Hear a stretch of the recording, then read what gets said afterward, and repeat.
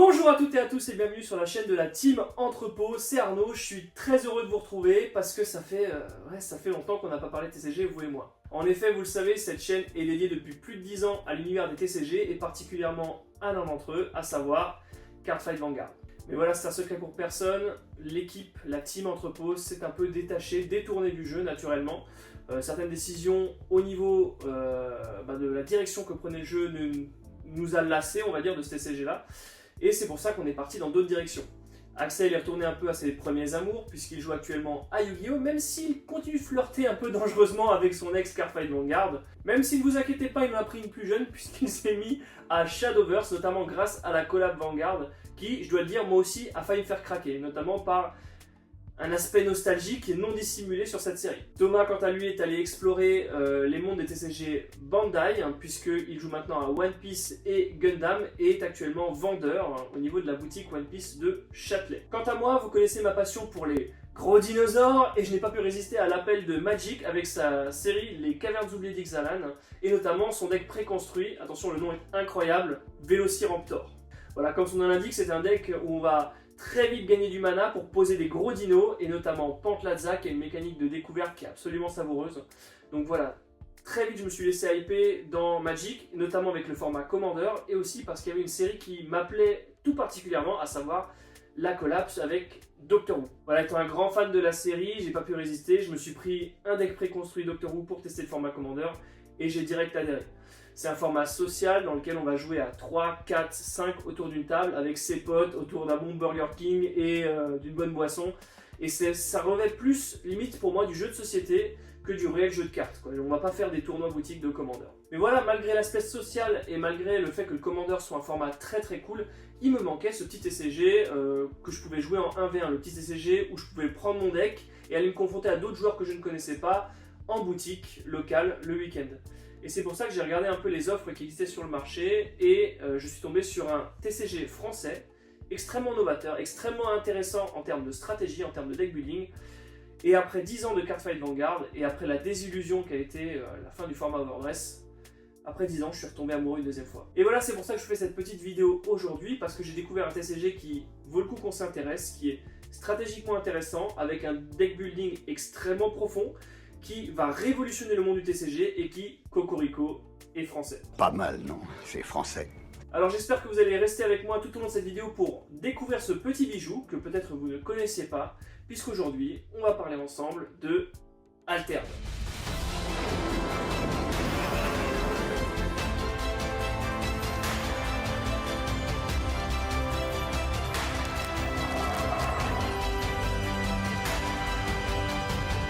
To free what is buried in the everlasting ice.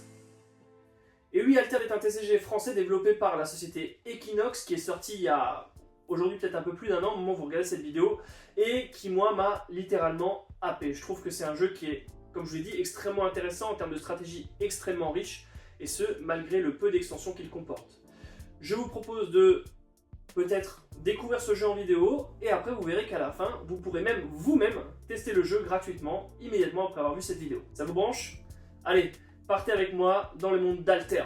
Alors bien sûr, pour découvrir un jeu, il faut qu'on s'attarde à ce qui fait sa richesse et c'est pour ça qu'on va attaquer le point principal tout de suite, à savoir le gameplay.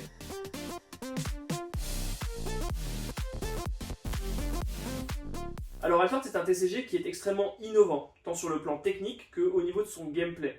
Vous n'allez pas retrouver dans Altered ce que vous avez retrouvé dans les TCG classiques. Ce n'est pas un énième dérivé de Magic en fait, et ça ne ressemble à rien de ce que vous avez connu. C'est ce qui peut être un peu déroutant au début, donc c'est pour ça que je vous demande de vous accrocher. C'est un jeu qui est extrêmement simple à comprendre, mais extrêmement profond lorsqu'on veut, du coup, comme dit, approfondir, maîtriser ce TCG.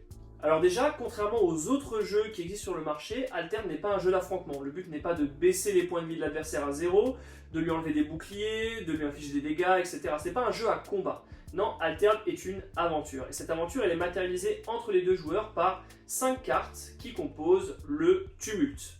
À chaque extrémité des 5 cartes, vous aurez 2 cartes visibles sur lesquelles vous allez placer votre jeton ou héros ou compagnon.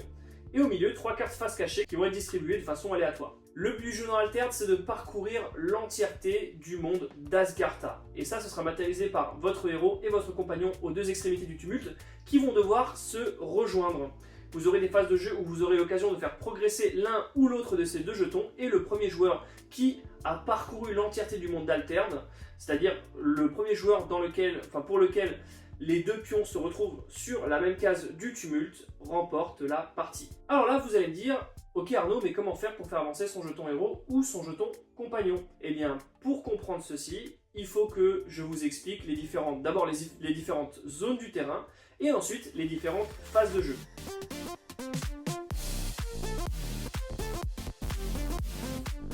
Alors avant de commencer, il faut que je vous présente les différentes cartes qu'on peut retrouver dans un deck d'Alterd. Nous avons tout d'abord les personnages avec successivement en haut son coup de main. C'est le coup de mana qu'on va utiliser pour jouer le personnage de la main. Vient ensuite en dessous le coup de réserve, c'est la même chose mais quand on va jouer de la réserve. Viennent ensuite ses statistiques sur les différents biomes, à savoir la plante, la terre et l'eau. On détaillera à quoi ça sert un peu plus tard lorsqu'on verra la phase d'après-midi. Suivi de son nom et bien sûr son ou ses effets. Alors je vais m'arrêter dessus très rapidement puisque vous allez voir que c'est très simple à comprendre. Devant chaque effet, vous allez voir un petit symbole. Ce symbole indique simplement depuis quelle zone son effet peut être activable. Si vous voyez une petite main, c'est que l'effet s'active quand la carte provient de la main. Si vous voyez une espèce de petit carré avec des traits autour, c'est que l'effet s'active quand il vient de la réserve.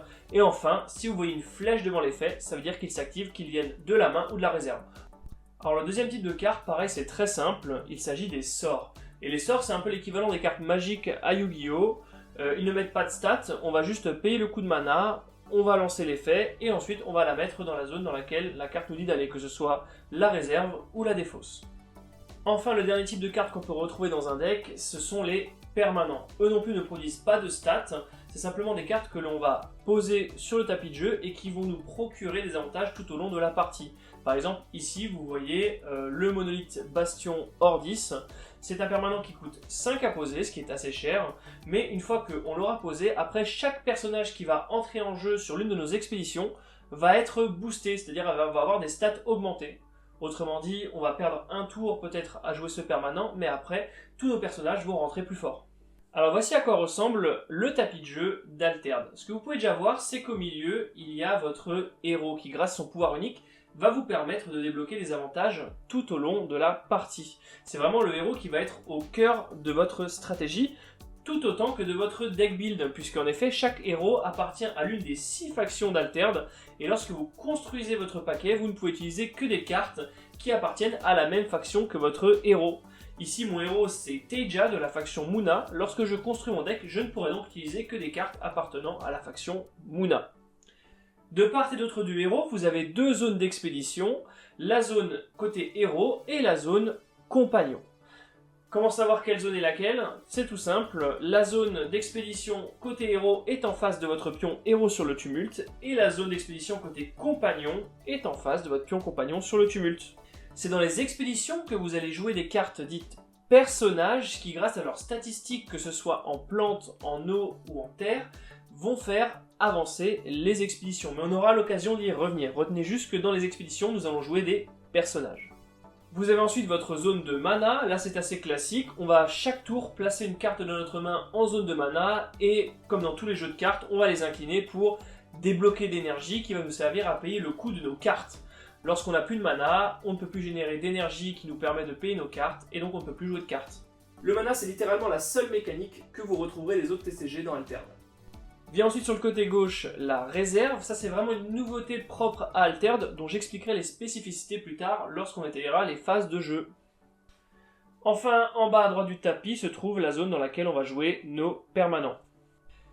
Maintenant que vous avez vu les différents types de cartes, on va parler du gameplay. Donc l'idée, c'est pas de rentrer dans le détail, mais vraiment de vous présenter succinctement le gameplay d'Alterd. Alors déjà, première innovation d'Alterd, on n'est pas sur un jeu au tour par tour, mais on a une mécanique de tour partagé, c'est-à-dire que les deux joueurs vont jouer ensemble un seul tour de jeu.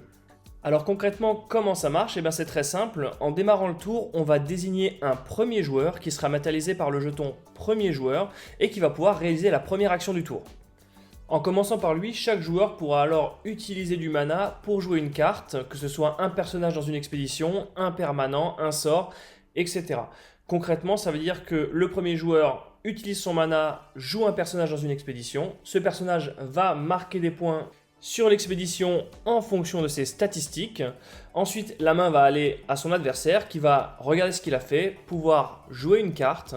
Puis la main va repasser au premier joueur qui va pouvoir engager son mana, etc. Jusqu'à ce que l'un des deux joueurs n'ait plus de cartes à jouer ou ne souhaite plus jouer de cartes. Auquel cas, il va dire « je passe ». Et une fois qu'il aura passé, son adversaire pourra faire tout ce qu'il veut jusqu'à ce que lui aussi ne souhaite plus jouer.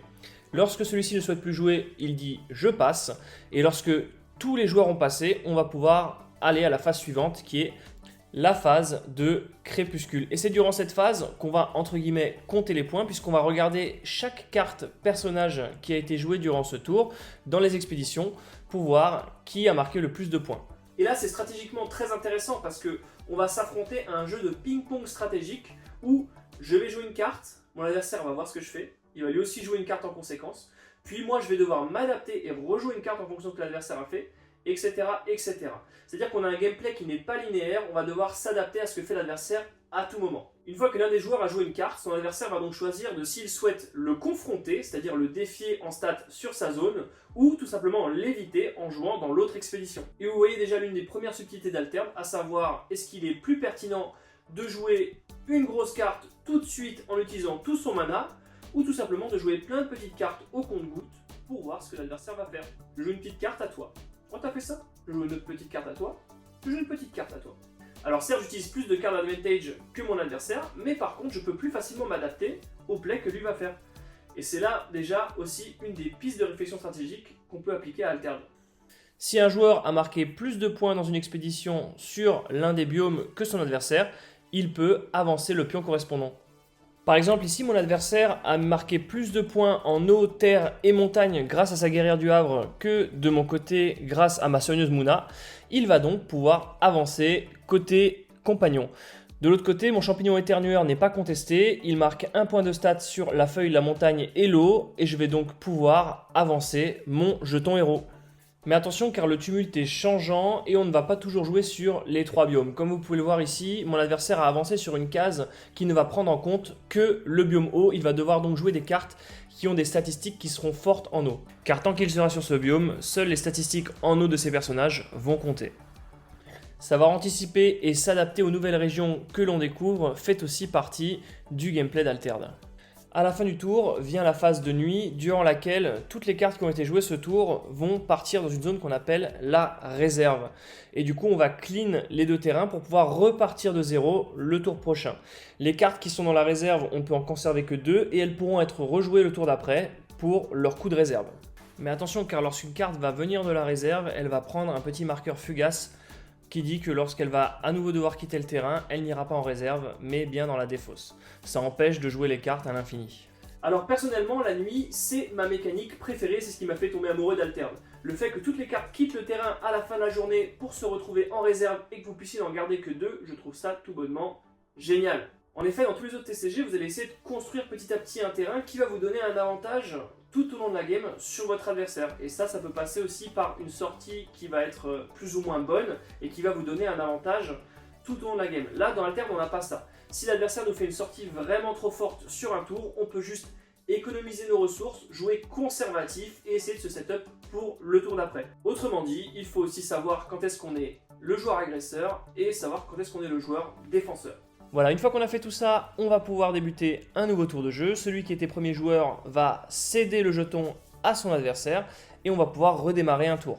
On va jouer comme ça jusqu'à ce que l'un des 2 joueurs voit ses 2 pions avancer sur la même case du tumulte, ce qui fera de lui le grand gagnant. Et voilà, vous savez maintenant comment on joue à Altern.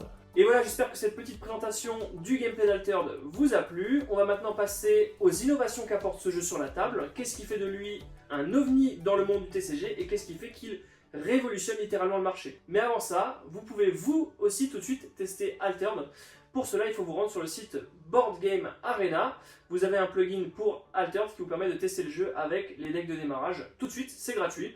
Vous cliquez sur Altern, jouez maintenant, vous choisissez l'un des decks de démarrage et vous vous laissez guider pour tester le jeu simplement et savoir s'il vous plaît. Voilà, petite parenthèse terminée, on va maintenant passer aux autres innovations qui font d'Alterd un TCG unique. Et vous verrez que le mot unique, on va l'utiliser plus d'une fois dans cette vidéo.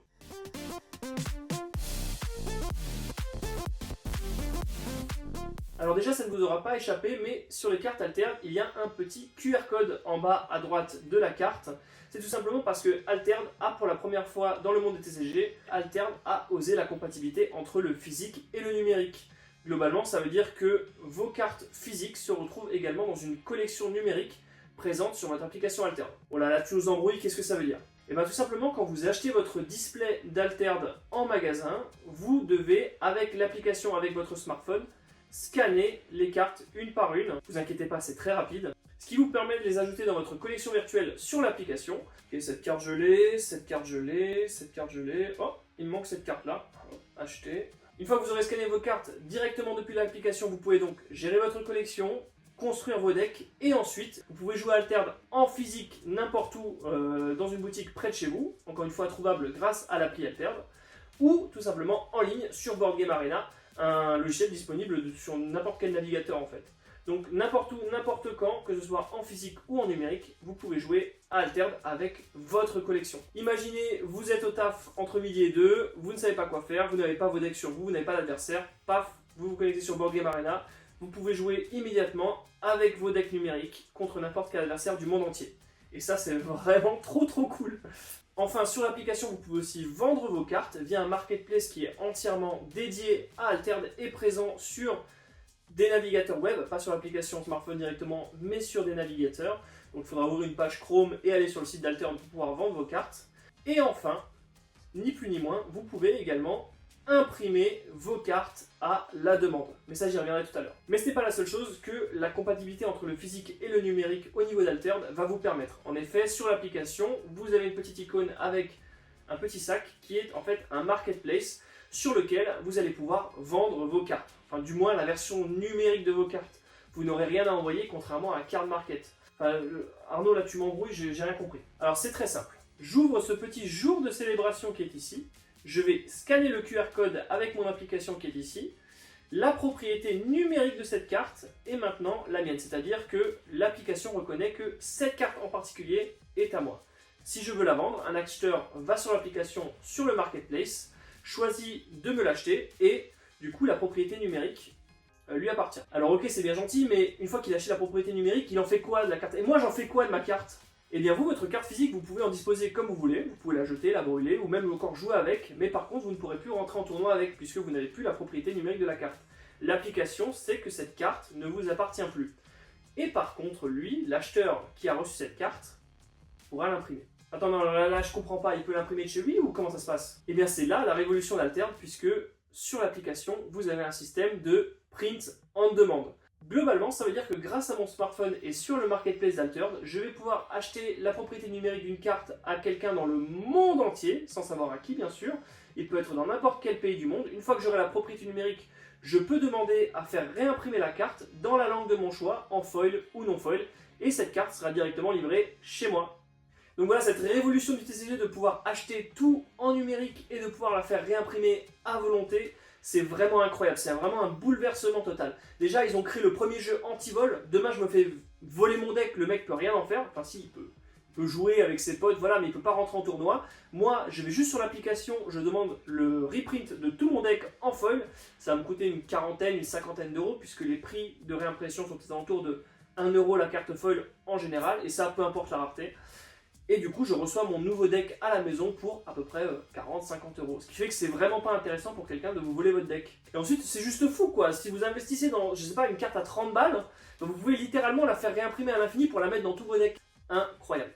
Alors voilà, maintenant que je vous ai parlé de ça, il faut que je vous parle des raretés. Parce que là aussi, c'est radicalement différent et extrêmement innovant par rapport aux autres TCG. Dans Alterd, vous avez grosso modo 3 raretés. La première, c'est la rareté commune, la deuxième, c'est la rareté rare, et la troisième, on en parlera un tout petit peu plus tard. Alors déjà, ce qui doit vous frapper, c'est que la commune et la rare, c'est la même carte. Là, je vous mets à l'écran deux Troupier Ordis. La première, c'est la commune, c'est une 1-1-1 pour 1, et la deuxième, c'est la même, sauf que c'est une 1-2-2 pour 1. Alors, ce que vous pouvez déjà constater, c'est que la rare, elle est déjà beaucoup plus forte que la commune, puisqu'elle a une stade de plus sur le biome terre et sur le biome eau. Et là, la prochaine question que vous devez vous demander, c'est ok, mais si la rare elle est strictement plus forte, pourquoi je jouerais la commune? Et bien tout simplement parce que vous avez une restriction au niveau du deck building qui vous oblige à ne jouer que 15 rares dans votre deck.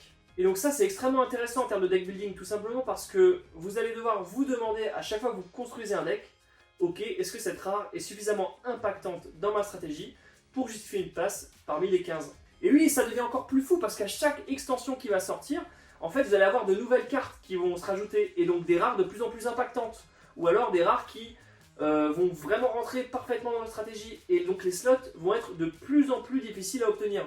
Et donc à chaque extension qui sort, les slots sont de plus en plus chers et le deck building devient de plus en plus intense. Et ça c'est vraiment trop cool.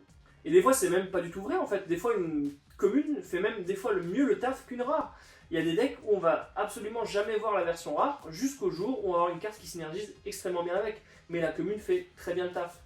Alors déjà ça c'est aussi incroyable parce que exit les communes nazes qui sont juste là pour remplir les extensions. On n'a pas les bonnes cartes qui sont des mythiques, des triples rares ou des secrets, des ultimates, je sais pas quoi. Non, là toutes les cartes sont et en commune et en rare, ce qui fait qu'elles sont toutes impactantes dans les decks. Juste à vous de choisir au niveau de deck building quelle rareté vous souhaitez privilégier. Ce qui pousse également le game designer à avoir une attention particulière à chaque carte de l'extension. Et ce qui fait que aucune carte dans Altered n'est inutile et qu'en tournoi on peut vraiment être surpris par cette petite commune ou cette petite rare que personne n'avait calculée et qui va venir bouleverser ou surprendre tout au long d'une partie. Voilà, on a vu les raretés, mais je vous avais dit qu'il y en avait une troisième dont je ne vous avais pas encore parlé, et celle-ci il faut qu'on l'aborde. Je vais vous demander d'être assez ouvert quand je vais vous parler de cette rareté parce que c'est encore une fois une révolution au niveau du TCG. Il va y avoir des levées de boucliers, vous allez être sceptique, je sais. Il va falloir ouvrir grand les écoutilles, être, comme je vous dis, ouvert d'esprit à cette idée. Voilà, je vous le pose là. La troisième rareté d'Alterd, c'est des cartes uniques. En effet, lorsque vous construisez votre deck à Alterd, vous avez le droit à 3 cartes uniques. Alors ça, on entend quoi tout simplement par carte unique? Eh bien, c'est tout simplement des cartes avec un bord doré comme ça en haut, et c'est des cartes qui seront uniques au monde. Là ici, je vais vous mettre à l'écran la Jeanne d'Arc commune, la Jeanne d'Arc rare, qui sont les mêmes pour tout le monde, et sur la droite, ma Jeanne d'Arc unique. Et la Jeanne d'Arc que vous voyez ici à l'écran, je suis le seul à posséder cette copie au monde. Tout simplement parce que la combinaison de son coup de main, son coup de réserve, ses stats et son effet sont uniques au monde. Il n'y a aucune autre Jeanne d'Arc qui soit parfaitement identique à celle-ci. Il y en a qui veulent lui ressembler évidemment, mais celle-ci, c'est la mienne et je suis le seul à la posséder. Donc là, je vois déjà les joueurs de TCG qui deviennent fous. Ils disent « Oh mais c'est impossible déjà, ça va créer du déséquilibre et en plus ce sera impossible de prévoir les moves des adversaires s'il y a des uniques trop craqués, s'il y a des uniques qui peuvent surprendre comme on fait, les tournois ça va être chaotique, etc. » Et bien il s'avère que pas du tout. Tout simplement, les cartes sont créées via un algorithme où chaque composant de la carte, que ce soit son coût, ses stats et son effet, ont un poids qui lui est attribué. Et l'algorithme va calculer et va mélanger tout ça pour générer des cartes qui seront plus ou moins équilibrées. Pourquoi je dis plus ou moins? Tout simplement parce qu'il y a des cartes qui seront effectivement en dessous de la moyenne, moins bien que la commune, moins bien que la rare, mais avec un effet qu'on n'a pas l'habitude de voir sur ces cartes.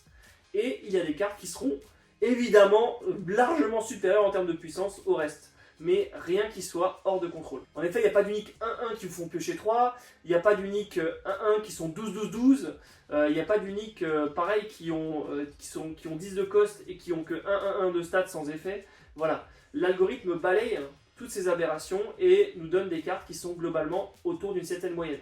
Mais il est vrai que sur la première extension, le plafond était très haut et le plancher très bas. C'est-à-dire qu'on avait des uniques qui étaient excessivement forts, des uniques de tiers S+, et des uniques qui étaient vraiment très nuls. Voilà, ça crée aussi de l'excitation. À chaque fois que vous ouvrez une nouvelle unique, vous essayez de la lire, essayez de la juger, essayez de la jauger. Voilà, il y a aussi ce plaisir d'aller dénicher les petits trésors dont personne n'avait saisi le potentiel, ces petites uniques au prix d'un kebab qui va peut-être valoir 5, 10, 15 euros max sur le marketplace, dont personne n'avait saisi le potentiel et qui dans votre deck vont vraiment faire toute la différence. Alors moralité en tournoi, les uniques ne sont pas si impactantes que ça. J'en veux pour preuve le récent WCQ, savoir le World Championship Qualifier en ligne sur Board Game Arena, qui réunissait plus de 1200 joueurs de l'Europe entière, et pour lequel personne qui arrivait premier, le joueur qui arrivait premier, ne jouait que 2 uniques. Enfin pour être précis, il en jouait 3 au niveau des rondes, puis il y en a une qui a été vendue sur le marketplace, donc il a dû la remplacer par une commune, et il s'est retrouvé à gagner le tournoi avec seulement 2 uniques. Preuve s'il en fallait encore,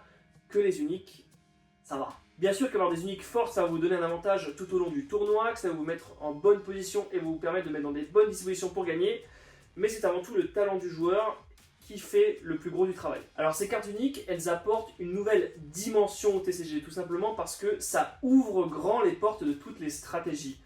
Il y a quelque chose qui est extrêmement plaisant avec ce système de cartes, c'est tout simplement le fait de pouvoir déjà chiner sur le marketplace. Vous allez chercher, fouiller, trifouiller sur le marketplace pour essayer de trouver la petite unique, le petit trésor qui va vraiment synergiser parfaitement avec la stratégie que vous avez essayé de mettre en œuvre, ou alors qui aura un effet inédit, jamais vu sur cette carte, et qui va rendre votre deck vraiment, tout simplement unique.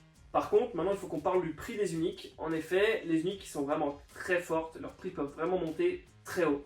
Et ça donne un peu un aspect à Altered avec une certaine disparité entre ceux qui sont prêts à mettre le prix pour ces uniques compétitives et ceux qui ne sont pas prêts à le mettre. Donc voilà, le prix des uniques peut varier de 2, 3, 4 euros pour les plus mauvaises. Malgré tout, on peut en trouver des bonnes, voire des très bonnes à 5, 10 euros. Voilà, ma Jeanne d'Arc là que vous voyez à l'écran, je la trouve vraiment pas mal, elle est plutôt cool, elle fait piocher 2 cartes. Je l'ai eu pour 12 euros. Mais voilà les cartes qui vont avoir un vraiment bon effet, qui vont avoir un gros impact sur la game, comme mon Kappa ici présent, qui à chaque fois qu'il gagne un boost va me faire piocher une carte, et bien vont être à des prix vraiment exorbitants. Par exemple, pour ce Kappa là, moi j'ai mis 250 euros. Tout dépend de comment on veut s'investir dans le jeu, mais il est tout à fait possible de rester jouer à Altered et de s'amuser, même de gagner des tournois avec un budget relativement raisonnable de 15 ou 20 euros par unique. Voilà, je conclurai cette partie sur les uniques en disant que 1. Oui, il y a des uniques qui sont plus fortes que d'autres et qui du coup sont plus chères que d'autres. 2. Ces uniques ne déstabilisent pas le compétitif, tout simplement parce que aussi dans des gros tournois, avant le début de la game, en open decklist, on peut voir ce que font les uniques de l'adversaire pour pouvoir les anticiper. Elles apportent un facteur de diversité qui permet d'avoir vraiment des decks complètement différents. Et je continuerai en disant également qu'elles ne brisent pas l'aspect stratégique du jeu. On n'est pas sur un level over trigger où le mec la sort, il a gagné. Non, la plupart des uniques sont très fortes certes, mais restent relativement contrôlables par un sort de contrôle ou par une bonne gestion, une bonne stratégie mise en place lorsqu'elle touche le terrain. Et voilà, c'est tout pour cette petite vidéo de présentation. J'espère que vous aurez envie de vous rendre sur le site de Board Game Arena pour tester Altered. Encore une fois, c'est gratuit. Vous avez accès à tous les trial decks disponibles. Si jamais vous avez envie de passer le cap du physique, encore une fois, vous connaissez la maison.